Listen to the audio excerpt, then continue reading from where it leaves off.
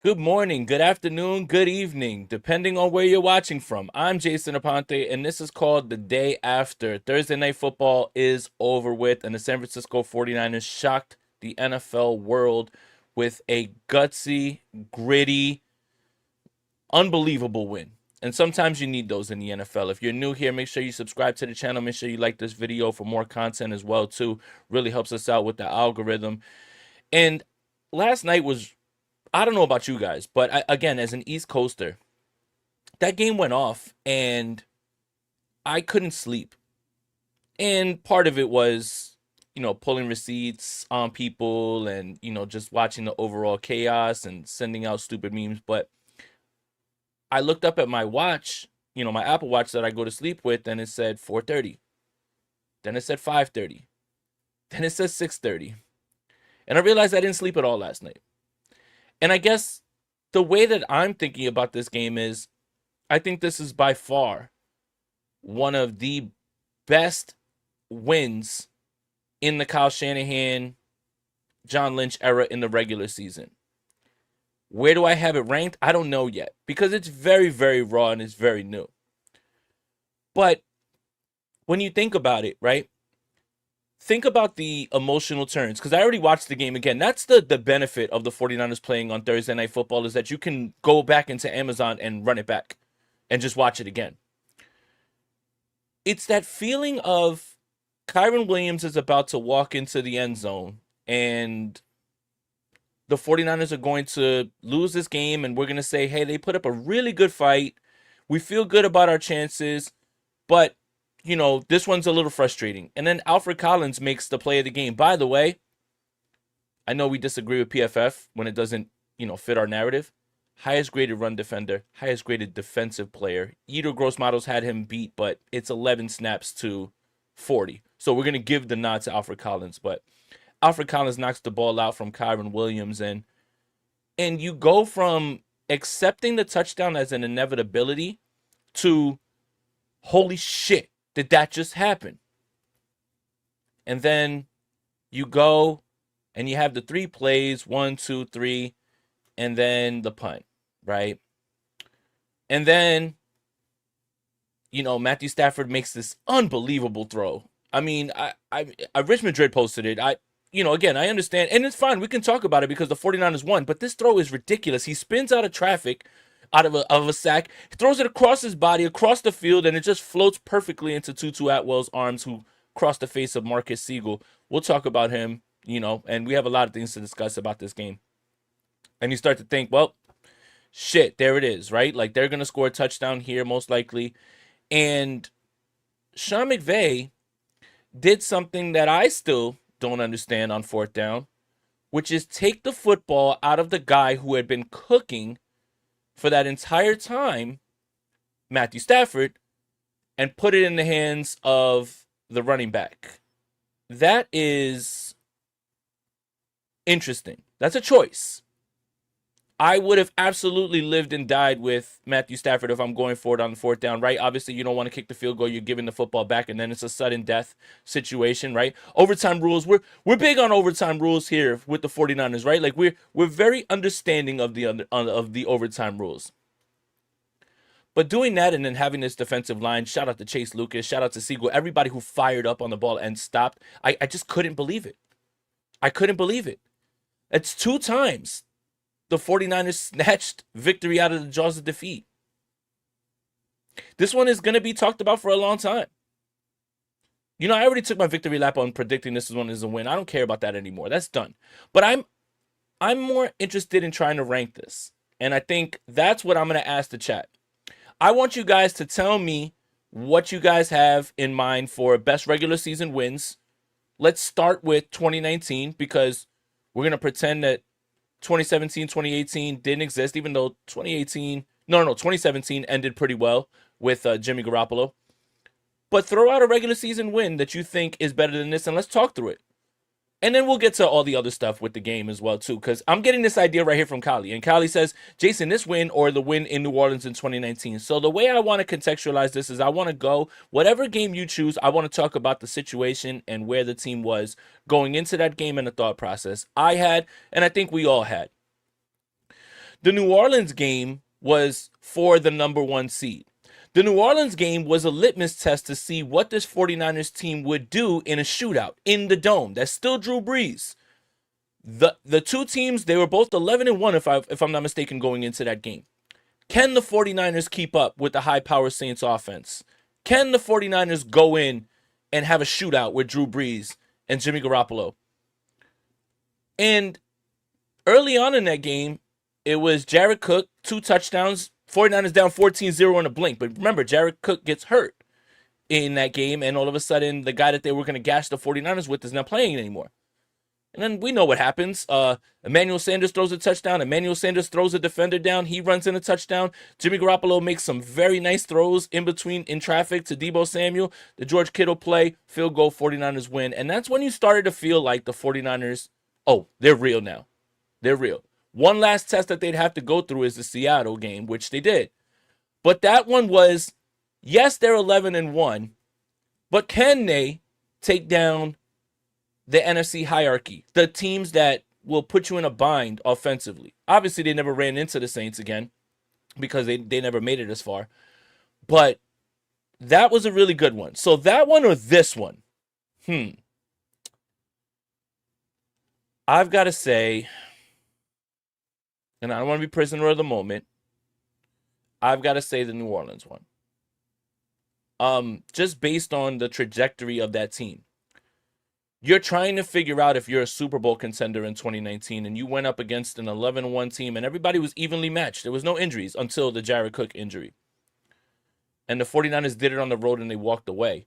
And then we all started to think, oh, January, February. I love this game because it is a glimpse into what this team can be when everybody comes back. And where it is, again, I don't want to get too ahead of myself, and we obviously can't take the initial reports at face value or automatically just say that they're true, but sounds like Ricky Pearsall, George Kittle, Juwan Jennings will be back against Tampa Bay. And Kyle Shanahan has owned Todd Bowles' defenses. So we're starting to look good, right? But the 49ers' expectations this season are still trying to figure out what you are, trying to figure out what the development is, where the development is with the rookies, where you are moving forward. You still don't have Nick Bosa. I just think that game had higher stakes than this one, even though this win is so impressive with all the shortcomings and nobody being there on the road. And the 49ers are 3-0 in the division with 2 road division wins. Let's not understate the importance of what that win means. 4-1. A lot of people would say you should be 5-0 if you just executed a little more against Jacksonville. But I'm going to give the nod to New Orleans in this one. Just because that team was proving that they were the top dog. The 49ers right now are trying to prove that they can find their way while they're waiting to get healthy. We can't properly evaluate this team and figure out where they are until everyone is healthy. And I will say this. This type of win is a springboard win. Let's look at the circumstances. Mini bye, 10 days off, all of these guys returning, a defense that you always do well against. Mac Jones is probably going to start. You feel good. You could walk out of that game 5-1. Now you've banked up 5 NFC wins. Your only loss is to an AFC team. You're starting to cook with gas now. Now you're starting to put yourself in a spot where I don't know what the playoff probabilities are when you're 5-1, but it would take a major, massive, unheralded injury collapse for this team to not make the playoffs. And that's all you can ask for, is just a shot in the dance. So I will give this nod to New Orleans, but we should revisit this depending on where the season goes, because the story of where this can change, and I don't want to be a prisoner of the moment, even though I did not fucking sleep a wink last night, and I'm on one this morning too. Wrote my article, went through all the grades, watched the game again, and I'm here talking with you guys because I've got some time. We're going to get to enjoy football this weekend without the 49ers playing. Imagine your team having a chance to lose this weekend. Couldn't be me. Let's see if we got some other ones. Let's see. Tony says 2022 see no 2019. Phew, I was about to say. Um this one is really special as well because this was the other litmus test for the 49ers. You always felt like in the back of your mind you couldn't fully get on board with the 49ers as long as the Seattle Seahawks were somewhere around.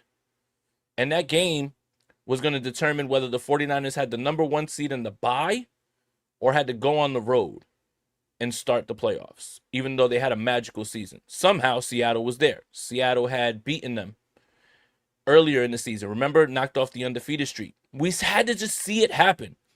We had to see them beat the Seattle Seahawks.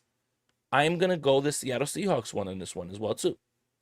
Just because of the stakes. Again, we can revisit this conversation later in the season, depending on where the 49ers go.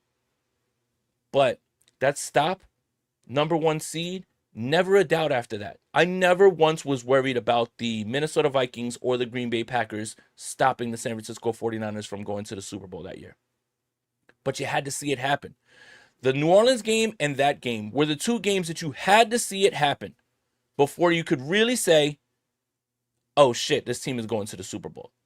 So you stack up that New Orleans one, you follow that up with an Atlanta loss, but then you follow that up with a Rams win. You know, familiar theme off of a loss. Since 2019, the 49ers still haven't lost to the Los Angeles Rams coming off of a loss. Just want to make sure we put that out there. And then this one. You have to slay the boogeyman. How do you slay Russell Wilson? As long as they're there, it's like you shot Michael Myers 7 times. But you know he's going to get up at the end of the movie. And that's what starts to happen at the end of the game. The most confident 49ers fan is watching that game saying, oh shit, here we go again. But not this time. And once that's done, you've cleared the last hurdle before you can start even worrying about other teams. Nobody cares about the Vikings. Nobody cares about the Packers. You just had to see that one happening. So I am very high on this win. But if you're asking me between these 2 2019 wins, based on how that season went and what we needed to see, I have to give it to those right now. Now, there's other ones. There's other big 49ers regular season wins. Those are 2 of the highest ones. I'll ask this one.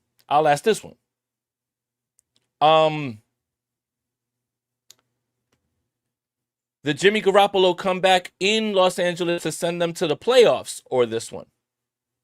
Now I want to see what the chat's got to say about that one. Making me Cubs won, Niners won, all is right in the sports world. Yankees won, Niners won, Red Sox lose, Rams lose. Rivals, rough weekend for them. But the game that remember the lead up to that game with Jimmy Garoppolo? Trey Lance wins the week before against Houston. Trey Lance looked good. That's the best that he's ever looked in an NFL regular season game ever. Full stop. And then we have the whole lead up into that week knowing the 49ers have to beat the Rams to get into the playoffs. And Jimmy Garoppolo's thumb is hurt. And his shoulder's messed up or whatever. I think it was both of those things. And Kyle is playing coy the entire week. Yeah, we know who we're gonna start, but I'm not gonna tell you.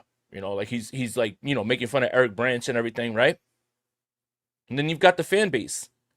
You have to start Trey Lance. He gives you the best chance to win. How can you say that when Jimmy Garoppolo's won so many games? But Jimmy Garoppolo's injured. You have to start Trey Lance. I'm gonna ride with Jimmy because Jimmy has the experience. And then we find out Kyle Shanahan starts Jimmy Garoppolo. And here we go. And that Rams game starts. And the Rams start to take the lead. And the 49ers offense is slowly not there yet. And then the fourth quarter happens. And, you know, I believe, if I'm not mistaken, that's the game that Debo threw a touchdown to Juwan Jennings. But Jimmy gets the ball with a minute and change, and he has to score a touchdown. And Jimmy orchestrates this drive, and I want you to remember how the drive went. Deebo Samuel, this is Deebo Samuel's year, right? Deebo Samuel was doing things that nobody had ever done, besides like Jerry Rice and Terrell Owens as a wide receiver for the 49ers. Like carried the whole team on their back. And Jimmy throws this ball that Jalen Ramsey's in position to stop, dives, and the ball just goes right past his hand into Deebo Samuel, who not only catches the pass, runs through everybody for a huge gain. And then Jimmy throws a touchdown pass to Juwan Jennings, tie game.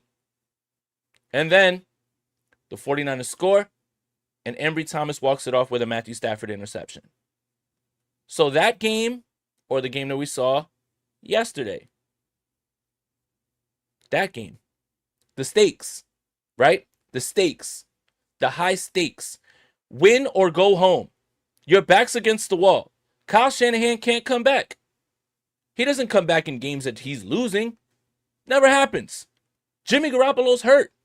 How is he going to orchestrate this comeback? Did. And then what happens? The 49ers go on a playoff run. I just think because of the stakes, that one's a little bit different. So I would put that one ahead of this one. Again, I don't want to be prisoner of the moment, and I want to let you know that I think last night's win is a top 5 regular season win for Shanahan and Lynch. Regular season win. Let's make sure we keep the caveat on that. Regular season win. Every playoff win is going to be bigger than a regular season win. Everyone. Because everyone means that you move on. But I'm going to give the nod to that one. Let's see. Paul M. Says, best game I've ever been to, regardless of sport. LA fans, so quiet. Let's see. Stanley Harris says, nice to have a kicker. Even when he doinks it, it goes in, right? Look at that. Shout out to Shannon. I think this one, because of all of our damn injuries, we proved to ourselves that we can overcome and kick massive ass. I agree. And Joel, it's the caveat is in the Shanahan Lynch era. In terms of regular season wins, this isn't probably even a top 10 regular season win for the overall history of the 49ers. Is it a top 5 win in the Shanahan Lynch era since 2019? That's where we're going with this. So we've got the New Orleans game, we've got the Seattle game, we've got the Rams comeback to get into the playoffs. Now, do we put ourselves in position where this one can be the 4th highest? This is a week 5 game. And I think the caveat and the way that we should be contextualizing this and saying this is an important win is because, okay, this is a good one. This is a very good one, Kali. This is a very good one. I will say this. This is the best regular season win since this win. Hands down. Again, let's set the scene. The San Francisco 49ers in 2020 obviously go in there for the NFC Championship game. Unfortunately, Brock Purdy gets hurt. 49ers run out of quarterbacks. The Philadelphia Eagles go to the Super Bowl. And the offseason comes. Deebo calls James Bradbury trash. CJ Gardner-Johnson's talking shit about Deebo. The 49ers are talking about their get back in this game. Deebo Samuel, dressed in all black, warms up in black Air Forces. Lets you know what type of time they're on. If you know, you know. When you wear black Air Forces, if you know, you know. And the game begins, and Philadelphia scores first. And everyone wants to see the result of this game because all 49ers fans and people have said is, man, if they would have had a quarterback, they would have won that game. Well, now you've got this 2023 team. And the 49ers put absolute belt to ass in Philadelphia. Everyone gets involved in this one. McCaffrey, Ayuk, Jennings, Deebo, ices it. Sends them home. Absolutely blows them out. And it also let everybody know we would have won that game had we had our quarterback. Or, you can leave that up to, whatever discussion. That's a hypothetical. But the 49ers get their get back. I'm going to say that this win is higher up on the list than that win. And I want to say why. Regardless of whether the 49ers win that Philadelphia Eagles game, they had only lost 3 games. And it was those 3 games in a row, that stretch of Cleveland, Minnesota, and whoever else. I know it's escaping me. So if the 49ers lose that game to Philadelphia, doesn't really matter because they're still on their way. Now you can look at it and say, hey, listen, you need that win to, for seeding and all those things. That's true. That's absolutely true. But the 49ers were well on their way to the playoffs in that one. That one felt sweet for 49ers fans because the Eagles did all this.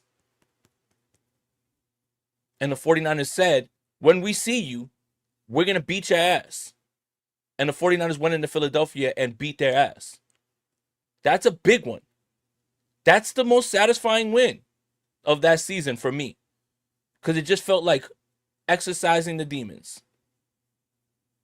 But I've got to put this one ahead. Because, again, I don't understand what Vegas was putting down here. It was just to sucker people into buying into the fact that the Rams were going to do something that they had never done to the San Francisco 49ers since 2019, which is blow them out. They either barely lose, barely win, or get blown out. But now this week, it was, all these guys are injured. We're going to put out this -8.5, and we're going to watch the money roll in because people are going to jump at that without looking at the history and without looking how familiar these teams are and how Kyle Shanahan owns, at times, the Rams. And how Sean McVay plays scared sometimes or does the wrong thing. So, Mac Jones, Demarcus Robinson, Kendrick Bourne, Jake Tonjes, a bunch of rookies on defense, no Nick Bosa. And the 49ers not only covered, if you were brave enough to say cover the spread and money line, you made yourself a shit ton of money last night. Mac Jones dropped back 49 times to pass. He dropped back 53, actually, but 49 passing attempts. Unbelievable. This one is better than that Philly win, in my opinion. Given their backs against the wall, given how they were written off, I think with that Philly one, a lot of people could have seen the 49ers beating them. I think they could have seen that, right? Nobody was shocked that the 49ers beat the Eagles. They were just shocked they beat the shit out the Eagles. The entire NFL world is stunned after this win. After this win. So yes, this one's better than that one. And the narrative after this victory has changed so quickly. Chris Canty, the 49ers are a Super Bowl team. ESPN, I think it was last night. It wasn't Marcellus Wiley. It was Woody, the former player. Pause. The 49ers are, how could they not be the favorite in the NFC right now? See how quickly? I may not agree with all that, because I still think we have a ways to go before we can talk about that, especially because the 49ers have to be in buying mode now and get themselves an edge rusher. That win now, John Lynch, get on the phone. If you were doing fact-finding, what did you find?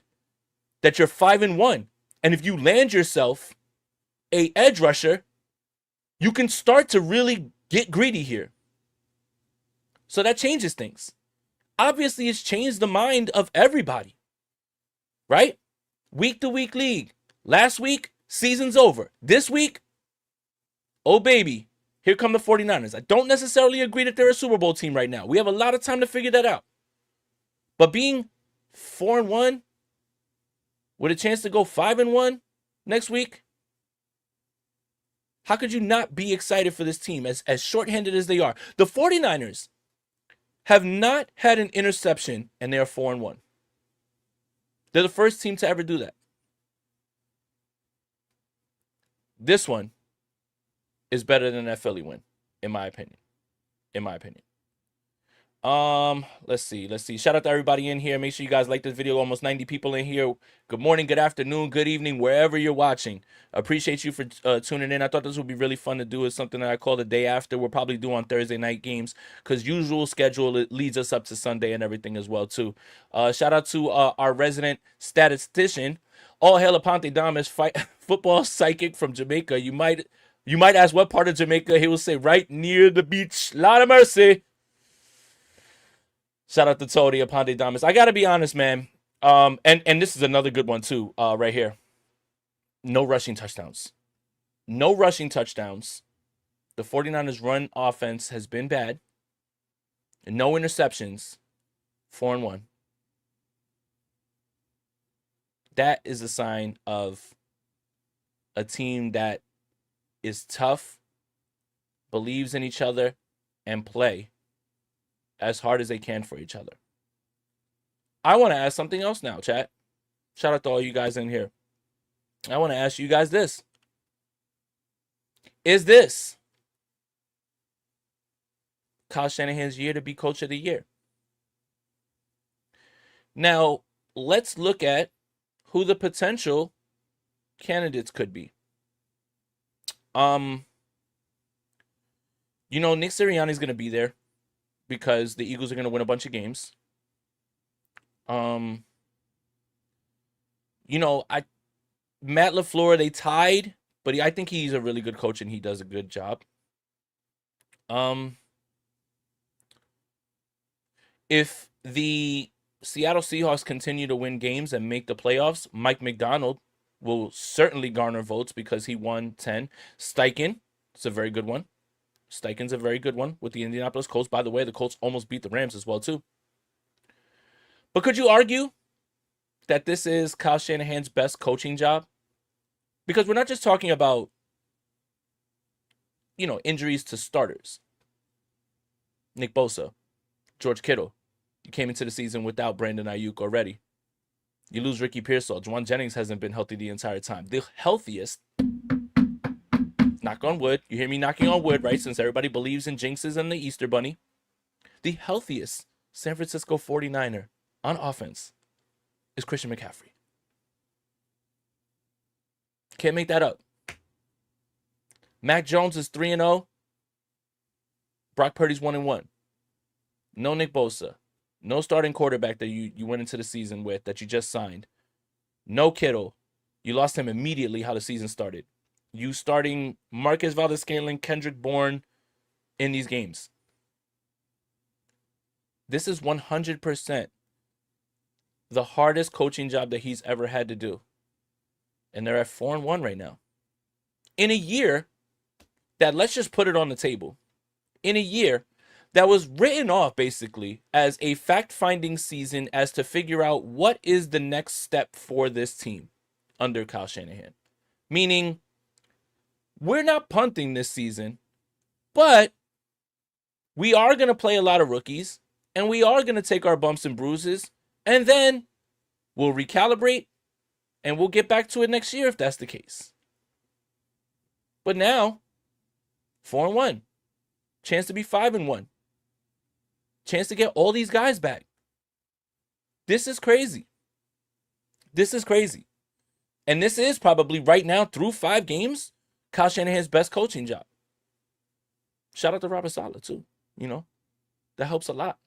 I saw that in here in the chat. The Unbeaten, thank you for the donation. Coach of the year and the trophy. Hey, look, I'll let you tell it, man. I'm not going to tell any 49ers fan that is excited today what they should think. Last night's game, like I said, I haven't slept. I watched the game over. I went right on Amazon and put it right back on. That's the beauty of it having on Amazon is you can watch it anytime you want. You can watch the Prime Vision. You can watch anything you want. And then the numbers come out. I wrote my article. I thought I was going to take the day off. It's a beautiful day, though. The New York Yankees have a baseball game Sunday. The San Francisco 49ers can't lose on Sunday. The only thing that's going to lose are my parlays and my fantasy teams. Take some coffee real quick.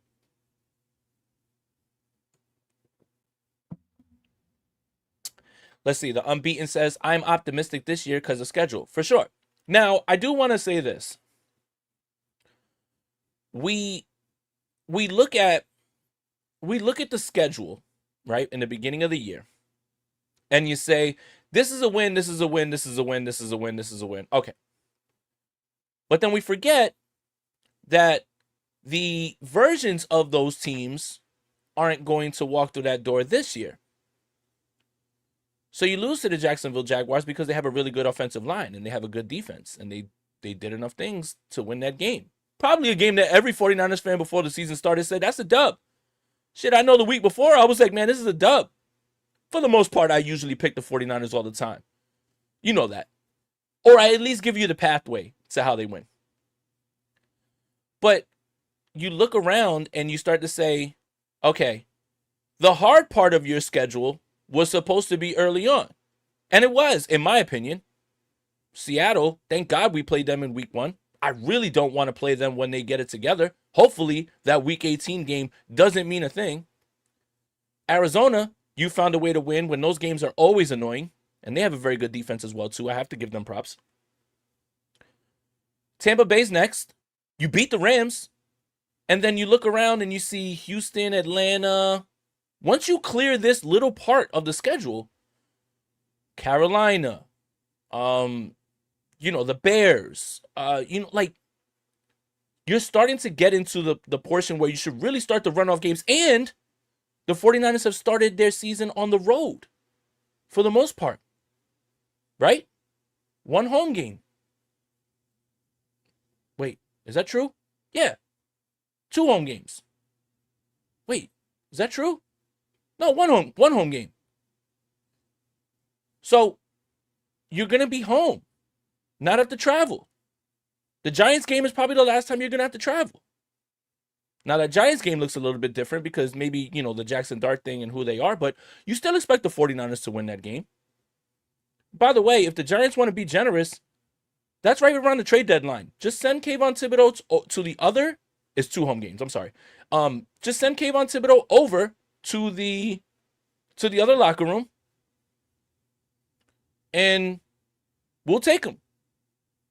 You're having a hard time figuring out that rotation. I'm watching what the Giants are doing on film because I like to make fun of my friends around here, and I want to make sure I know what I'm talking about. And they've got Abdul Carter playing middle linebacker. Like, he's not even up on the line. He still leads every rookie in pressures. But they don't have room for him. So if you want to send over Kayvon Thibodeau, we'll take him. We'll take him. He's 2-year cost controlled. And we probably won't have to send as much. But the bottom line is, and what I'm trying to get at is, you're getting through the tough part of your schedule now. And then you'll be home a lot against teams that ideally you would beat. Even the Arizona game, when you have to go over there, that's not far travel. So we're looking at a team right now where the 49ers, hold on a second. Oh my God. Breaking news.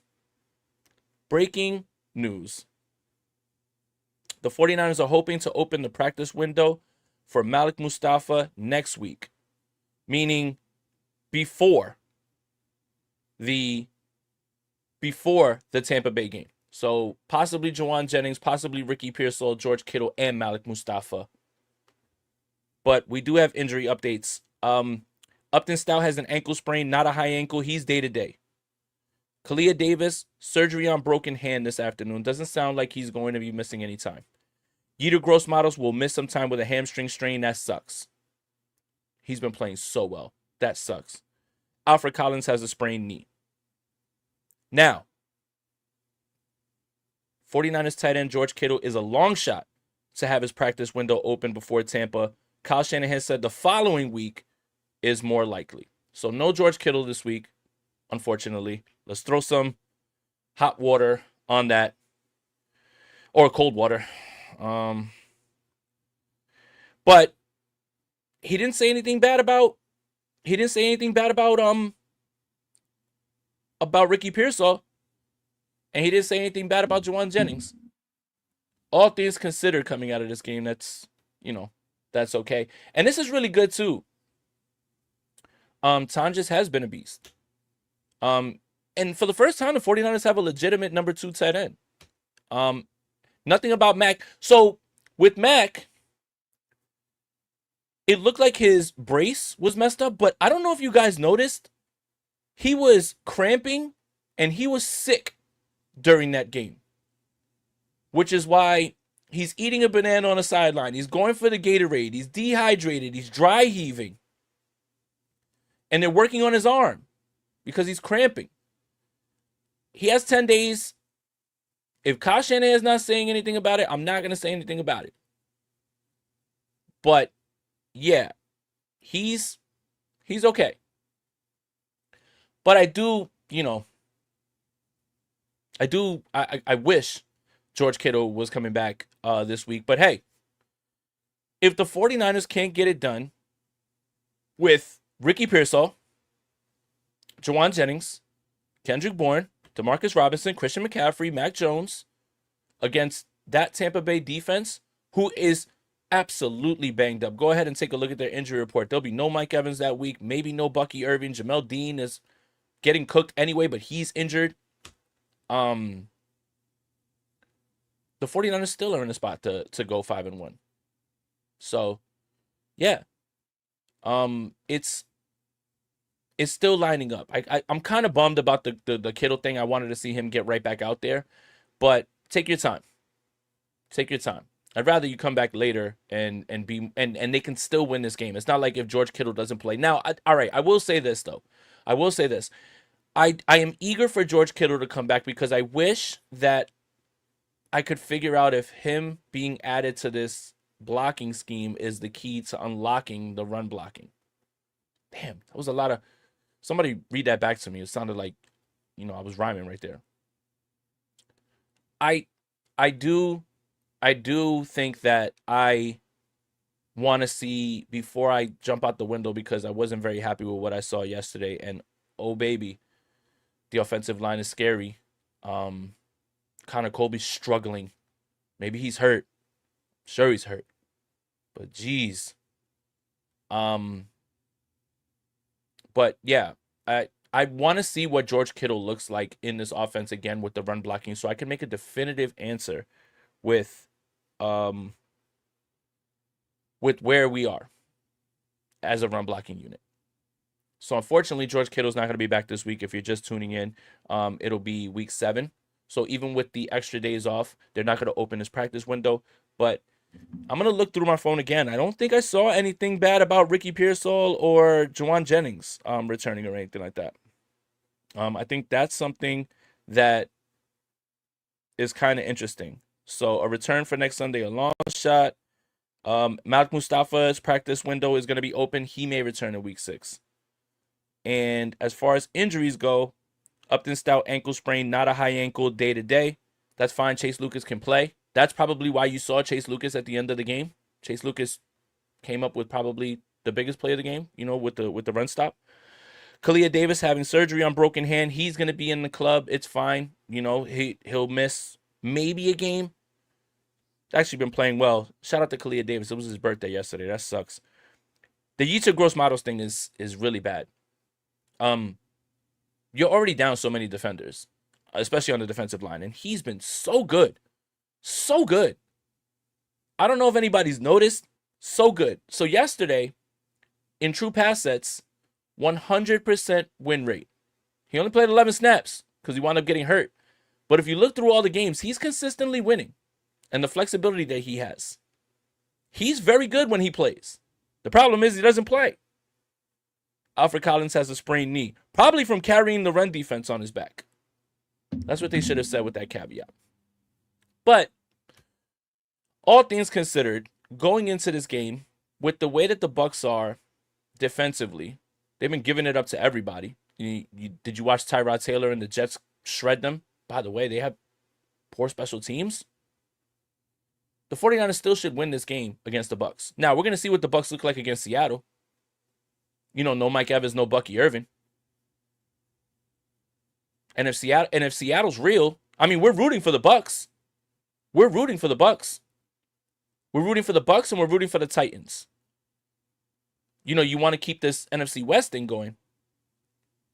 I'm probably not going to bet the Bucs in this one. I am going to bet the Seattle Seahawks. And they're getting healthier on defense. Witherspoon's back. They're getting their guys back. I think you can still win this game without George Kittle. Jake Tonjes has been fine. In fact, we've got some more good news for 49ers fans. In fact, and I want to make sure I find it, Jake Tonjes, and again, PFF is subjective, all that stuff, and when it doesn't align with my narrative, it doesn't matter. It's a bunch of nerds. But when it does, it's very useful. Jake Tonjes, 71.4 pass blocking grade. Not bad. Not bad. So yeah, Tonjes is getting a lot going, and he's turning into what they wanted Ross Dwelly to be. And you know, maybe Kyle gets a little funky, and he's like, "Hey, Tonjes and Kittle, get out there. Let's set it up." I wouldn't bet on it because he just doesn't care what we think. It was kind of cool for the 4 or 5 snaps to see Christian McCaffrey and Brian Robinson on the field. Maybe a little bit more of that. But yeah, I think it's still in a position where the 49ers can springboard off of this win and win this next game. And then when you're 5-1, now you're cooking with gas. Malik Mustafa comes back this week. George Kittle comes back the next week. And you travel to Atlanta, or you go home and Atlanta's there, if I'm not mistaken. And then Houston and then the Giants, right? So, yeah. It depends on what Falcons team shows up. And again, I'm looking for, and you know, all the shit I talked about, like not looking down the line and going week to week. I'm literally breaking all that. So please hold me accountable. But just for argument's sake, hypotheticals. You know, what Atlanta team shows up? Was it the one that got absolutely blitzed by the Carolina Panthers, or was it the one that, you know, whipped up on the Minnesota Vikings? I don't know. So maybe let's just start here. Let's just start with this one. We'll start with the Bucks and we'll see where we go.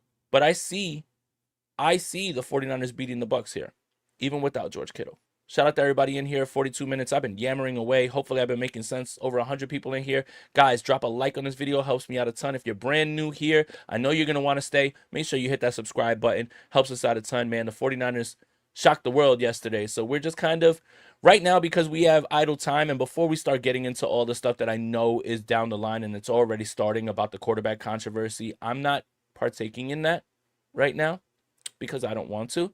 And I do think, okay, you know what? I will. Let's do it. Let's do it. So Mac Jones is 3-0. Mac Jones has 1 interception and 1 turnover in 3 starts. Mac Jones has played, let's see, the Saints at home against Arizona. So 2 on the road, 1 at home. Last night, the Rams defense, I don't understand what I was looking at. Because, okay, my simple, untrained football brain, right? Defensive coordinators are grinding the tape. They understand everything. They know their personnel limitations. They know the personnel that they're facing.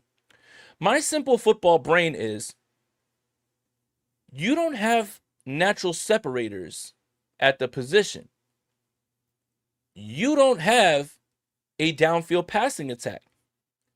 Your offensive line is going to make Mac Jones get the ball out quickly, which he did very well. All credit due to all of those things. And yet, the Rams are in deep zones, just dropping. How many times did you watch last night's game? And I hope you watched it on Prime Vision, because there's no other reason to watch it on Amazon than to watch Prime Vision. How many times is Jake Tonjes just running underneath by himself wide open with a bunch of guys dropping and sinking far back? What were the Rams doing last night? Seriously. I didn't understand the thought process. And what's funny is, the one time that they decided to play closer to the line to shut down the quick passes, they did. I don't understand. Now, I'm not going to complain. I'm not complaining. But if I'm a Rams fan and I'm waking up, or if I'm a Rams beat writer, I'm going to ask the defensive coordinator, hey, man, I know you're a zone-heavy team, but what the hell was that? Move up. Make everybody beat you over their head, and let my pass rush get there, because if it's taking time for these routes to develop, then he's got to hold the ball longer, and we know that we can get to the quarterback. Baffling. Baffling. The 49ers took advantage. Their entire game plan was get the ball out quickly, use that as an extension of the run game, throw underneath, make sure that you didn't put Mac Jones in positions where he had to take risks with the football. Excellent game plan, Kyle Shanahan. Excellent game plan. Los Angeles Rams, Shula, what the fuck are you doing? I don't care, though. Like Jesse said, I personally like the Rams' defensive game plan. And it's funny because the Rams knocked off the run the entire game. Knocked off the run the entire game. Turned the 49ers completely one-dimensional. Even though the 49ers wanted to show the run that they still were going to, they were just knocking that off. But if Mac Jones drops back, how many times? I want to make sure I get this number right, because it is insane to me to think that this happened in a win. Because generally, if you drop back this many times, 50 dropbacks, 49 passing attempts. If you would have told me that before the game, I'd say two things. One, either Mac is absolutely throwing it around the field and they can't stop it, or they're playing catch-up. But what were the Rams doing last night on defense? I'll never understand that game plan. Every single time that I saw Mac drop back to throw it to Christian McCaffrey, zone, zone, zone, guys just sinking down the field, taking away long routes that weren't even there. Kendrick Bourne runs a slant. You got two other receivers that are in front of him that are there as blockers. Never understood that, man. Never understood that. I don't care. But if I'm the Rams and I'm a beat writer or I'm a fan, I want to know, the fuck were you doing, Shula? You let Mac Jones take advantage of you. But either way, the reason that I'm saying that is this. I'm not afraid of Todd Bowles' defense being able to do that, because I do think their corners are bad. And plus, the 49ers will be able to throw the football down the field much more in this game, because Ricky Pearsall is going to be there and because, Jauan Jennings is going to be there.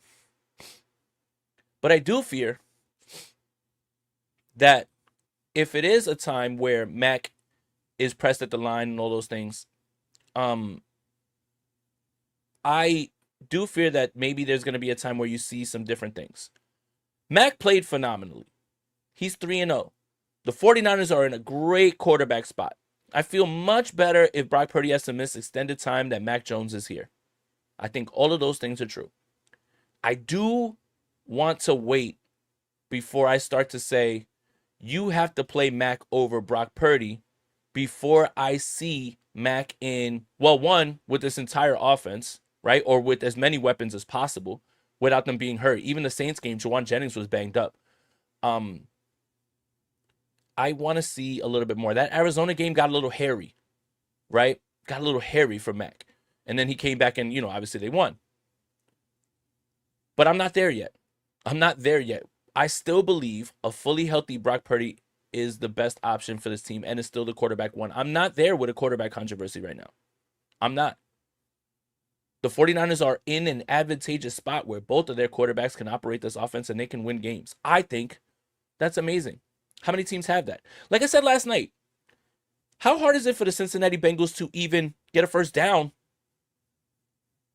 And they have Jamar Chase and T. Higgins and Chase Brown. And Zach Taylor is a McVay guy. How hard? They can't even move the football. Let alone Kyle Shanahan crafting up 3 wins with Mac Jones. And then crafting up that win last night with Kendrick Bourne and Marcus Valdes-Scantling and Demarcus Robinson and Jake Tonjes.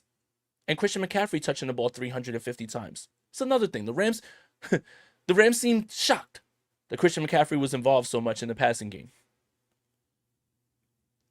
Strange. But I want to see a little bit more.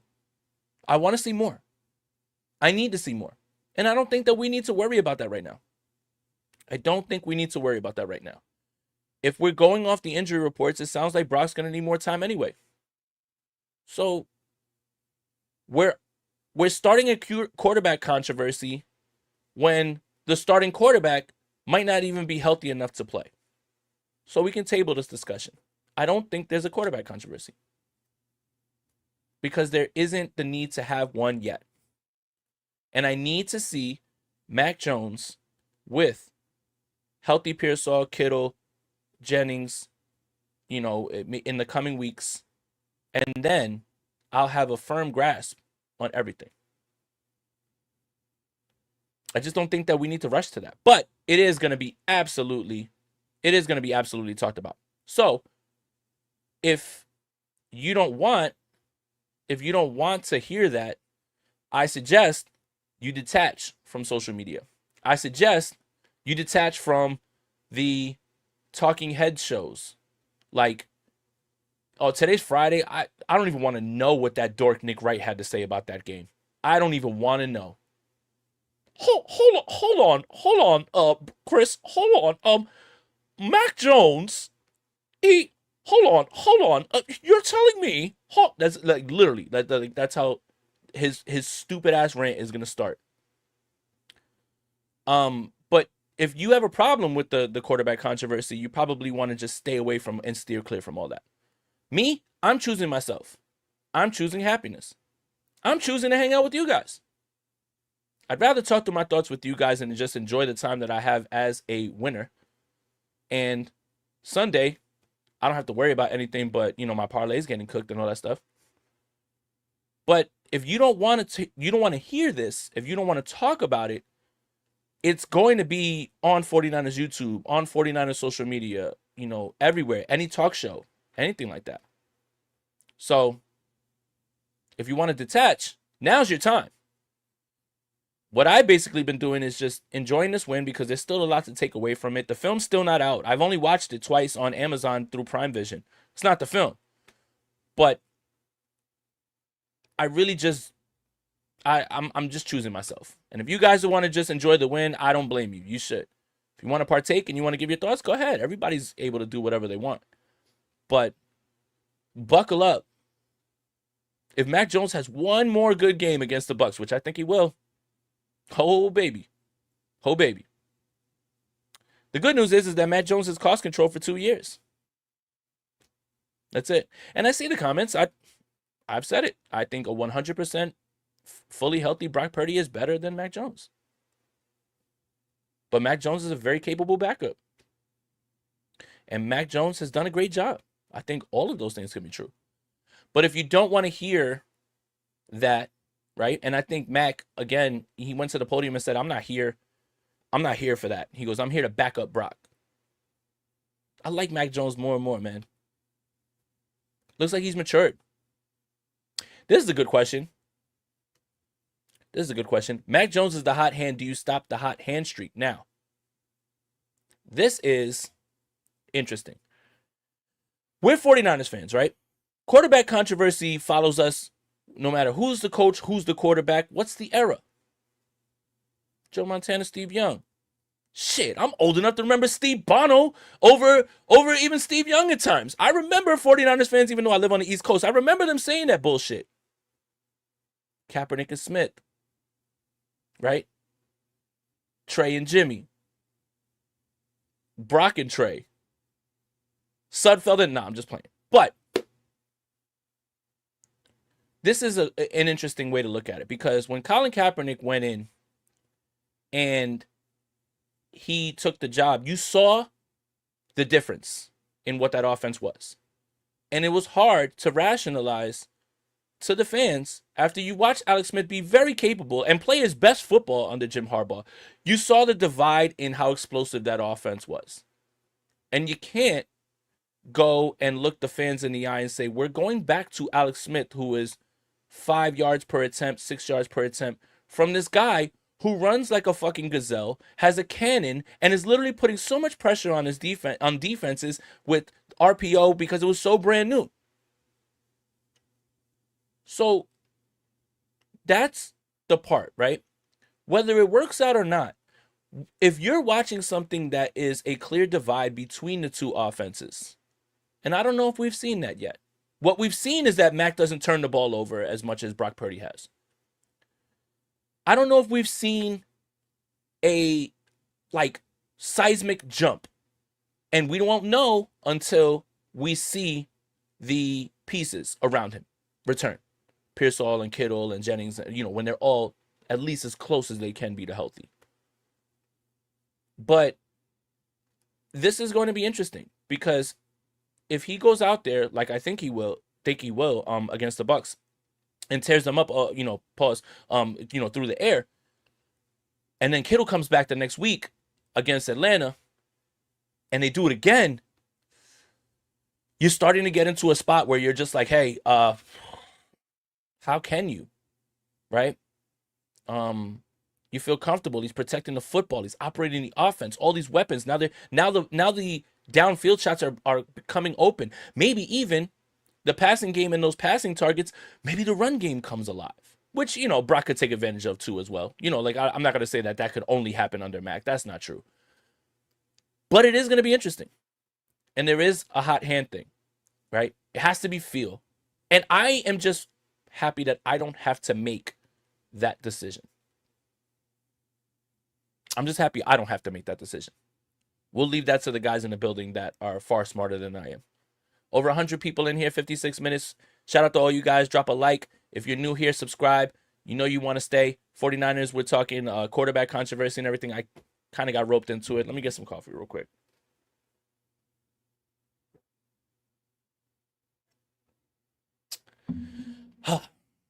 But, yeah, essentially, that decision will have to be made by those guys. And we'll have to have a sample size that we can. Right now, he's 3-0. You know what's funny? And I know I saw it said, but last night's game was like hyper Jimmy Garoppolo, meaning Mac's a better quarterback than Jimmy, right? Better arm. I feel like he processes better.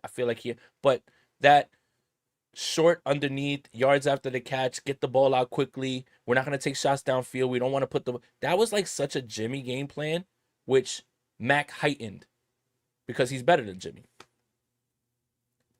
I just never would have thought that after coming off of the 2013 season, 2023, I'm sorry, 2013, the 2023 season in which the 49ers were so explosive, literally could get it from anywhere on the field, to stripping this game plan down because of the personnel, right? Because of the limitations of the offensive line, because of the personnel you're facing. I want to make sure all of that stuff is said, to just kind of seeing that come back in there. And that's why I give credit to Kyle Shanahan. Kyle Shanahan didn't draft up a game plan like all those guys were going to be out there. Kyle Shanahan didn't draft up a game plan like he was facing a defense that he could take advantage of downfield. That's why you have to give him credit as well, too. Irony is Jimmy was on the other side. Yeah, we didn't get a Demarcus Robinson revenge game or a Jimmy Garoppolo revenge game, right? Demarcus Robinson 3 for 30. Kendrick Bourne revenge game on everybody who talk crazy about him. Me. There he is. What's up, Sersky? Mac made the Jimmy G offense look like poetry. Yes, he operated it far better. And one would wonder what Mac would do when Pearsall and Jennings and Kittle and all those guys are there. And then that's when I think you'll really start up the controversy. Sean, thank you for the generous donation. Appreciate you. Jason, Mac has the better arm, better deep ball, protects the football, can make all the throws, is tough, and will play through injury. Brock is more mobile, but at the expense of ball distribution. How is he better? Okay. So I think the escapability thing is where we see the jump in plays that we never normally would see, right? It is good and bad. You do take the good with the bad with Brock. And lately, it's been more turnovers than it's ever been. I will not dispute that. Not at all. But we're talking about 3 games with Mac in which, let's keep it a buck, the Saints, the Cardinals game against, I think the Cardinals have a good defense. That Cardinals game got a little hairy. He did turn it over, threw a really bad interception in that game. Made the throw at the end of the game, and they won. Doesn't matter what happened before when you got to make it. And then this Rams game plan in which the Rams were completely horrible on defense. I don't understand why you're sinking all of your secondary members into the back of the field when you know that you have nobody that can beat you over your top. And they literally never changed the game plan. They were just like, hey, everybody just drop in his zone and drop in his zone, and Brock is taking the free money. So I will give you this. Brock understands how to take the free money. I have been saying, Brock, I need you to take the free money sometimes. Like the interception to CMC. I need you to take the play, right? But given the personnel, given the circumstances, given the personnel they're facing, Mac has done a fine job. What I'd like to see is, and this is the one thing that I'll keep holding on to, I'd like to see Mac do what Brock did in week 1 in Seattle. And that's unfair, right? Because you only in the situation you're put in. That's definitely unfair. But for Brock to have that type of game, and then when it's time to go get one, that throw to Pearsall down the field. The Tonjes one, thank you, Tonjes, for going to get it, but touchdowns are touchdowns. Mac has been far more efficient with the football. Mac has protected the football. No questions asked. Not going to argue with you on that at all. But I'm going to reserve judgment for how to really evaluate him when all these guys are back, when the defense isn't giving you everything in front of you. Like, I just don't understand what the Rams were doing yesterday. They're like, hey, you can have all the free throws that you want, and we're not going to do anything to change it. And credit to Mac. He did it. But the reason that I'm still leaning on Brock is I've seen Brock, when the chips are down, you know, he has a great team around him. He's come back in 2 playoff games. He left the field in the Super Bowl with a lead. You know, last year wasn't like that. Week 1, his track record of when the chips are down is probably what gives him the slight edge right now. And it's important not to jump out the window over 3 games, even though Mac Jones, we all knew, was going to be a glove in hand fit with this. Maybe my thought process will change when I see a little bit more, when I'm able to add more to the sample size. Right now, I still believe that a 100% fully healthy Brock Purdy is the better quarterback of the two and the best option for the San Francisco 49ers. That's my caveat. 100% fully healthy. 100% fully healthy. When will that be? Will it be this season? Will it be next season? We all know that turf toe kind of lingers. And that's the monkey wrench that's thrown in here. That's the monkey wrench. So I thank you for the donation. I hope I answered your question. I'm here for all the discussion and everything. I understand you disagree with me. That's fine. I don't think there's any wrong answer. I guess I'm just taking the soft way out by saying I need to see a little bit more, as opposed to kind of planting my flag right away and going with it, you know? But I do agree that he's played very well given the circumstances. I do agree that he is not turning the football over. At times, that's all the 49ers offense needs to be, is not turn the football over. So I 100% agree with that. And I do agree that we are kind of sleeping on Mac and his throwing power because everyone just assumes he has a noodle arm, and I think that is a horrible misconception. But I just want to, and I think the one thing that, you know what, this is the one thing I want to say right here about what you said that I think is really, really important. We'll play through injury. Mac Jones earned so much of my respect yesterday. Clearly still not fully healthy, even though full practice, whatever it was, no injury designation. Yeah, right. The knee's banged up. He's almost puking on the sideline. He's cramping. He's getting jumped on. Did you guys see that the guy who fell on him and jumped on him? He's fucking tough. I will give him that. I will give him that. And that is something that's an intangible that is important, because we do know the 49ers injury luck. We do know the 49ers injury luck with quarterbacks. So I will give you that. I will definitely give you that. Mac Jones is a tough son of a bitch, and he earned my respect yesterday. I appreciate you for the donation, buddy. I think you sent in another one. Let me get to it real quick. Shout out to everybody in here. Mac played in New England. We know what he is also. We do and we don't. Sean, and I'll say this. We do because we've seen him when things have gone well with McDaniels. And then we don't because the New England Patriots decided to allow Matt Patricia be his offensive coordinator and Joe Judge. special teams guy. So we do and we don't. And also, situation matters for quarterbacks. So we do and we don't.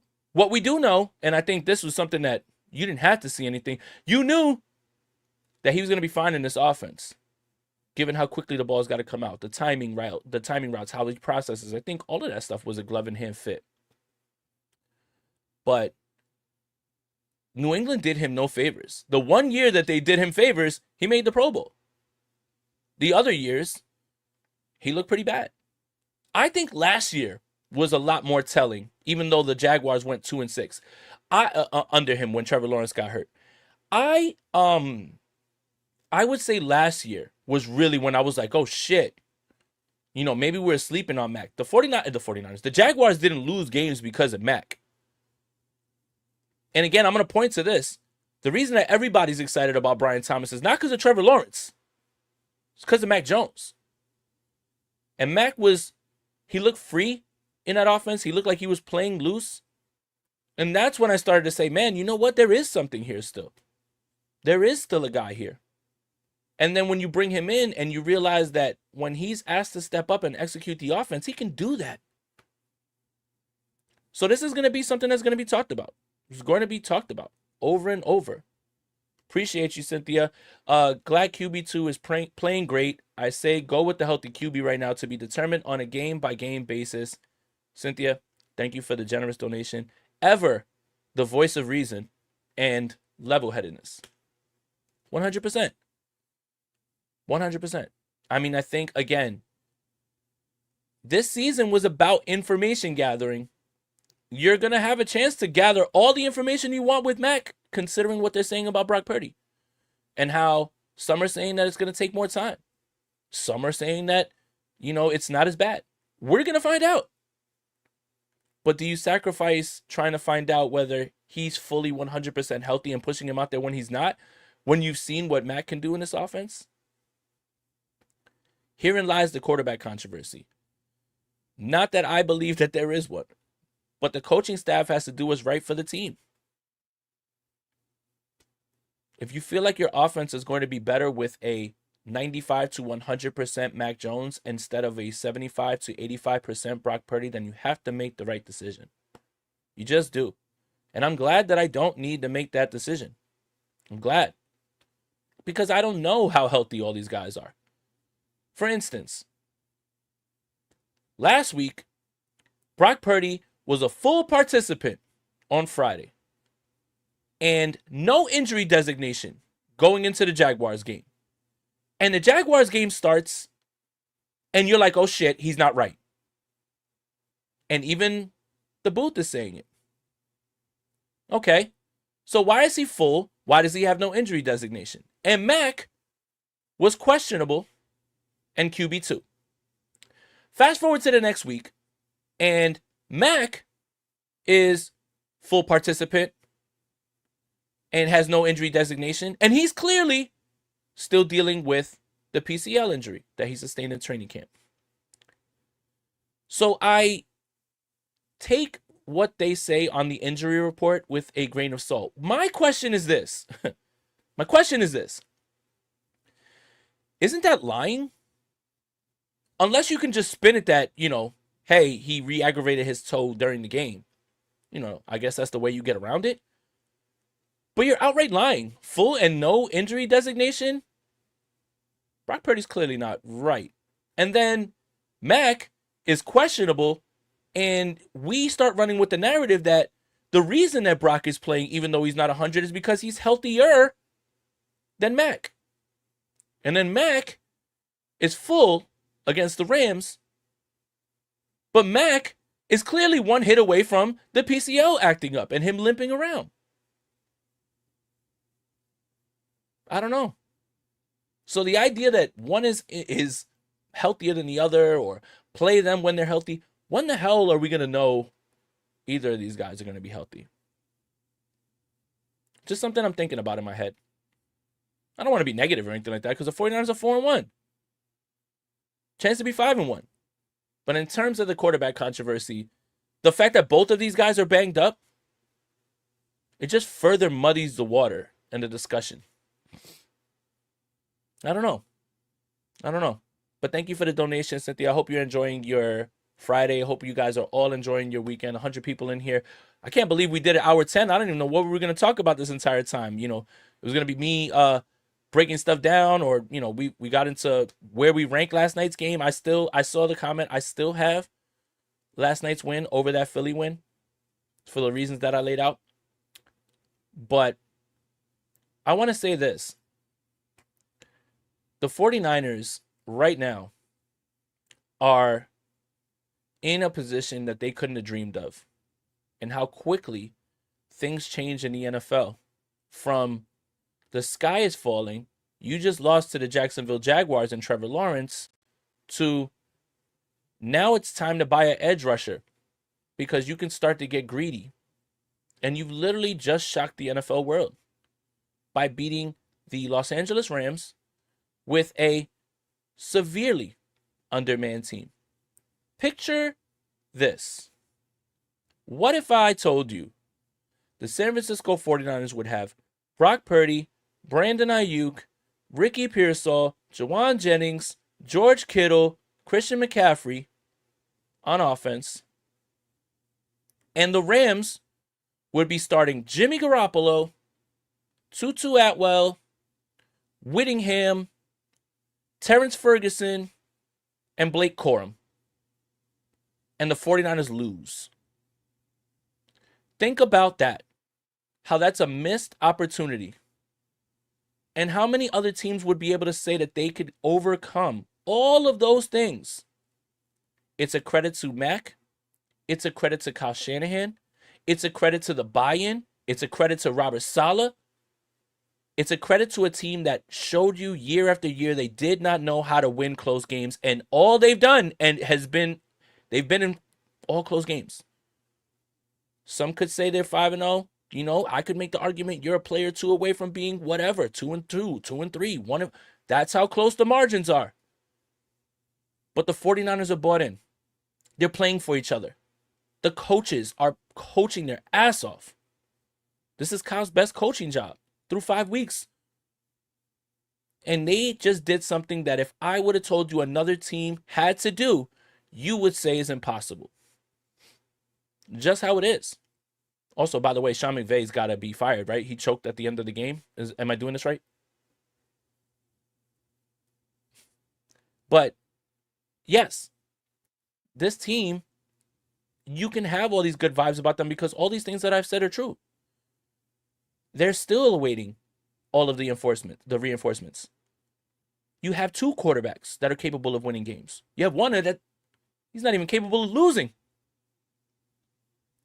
And then you have a defense that is missing Nick Bosa. Oh, yeah, and that's the other thing, too. Not only the Rams down Stafford, Devontae Adams, Puka Nacua, Parkinson, Kyron Williams. They're down Jared Verse, too. They're also down all of those guys. And they have to beat a fully healthy San Francisco 49ers team. I don't know if you guys noticed the discrepancy in the injury report and who was missing between the two teams.